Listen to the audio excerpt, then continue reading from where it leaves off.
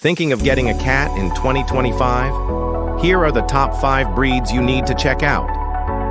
Number 5. Maine Coon. Big, fluffy, and super friendly. Basically, a dog in a cat's body. Number 4. Ragdoll. Sweet, cuddly, and goes limp when you hold them. Living teddy bears. Number 3. Sphinx. No fur, but tons of love. These little weirdos are full of personality. Number 2. British Shorthair. Chill, cute, and low maintenance. A couch potato's dream cat. And number 1. Bengal. Smart, playful, and looks like a mini leopard. Get ready to stay entertained. Which one's your favorite? Drop it in the comments.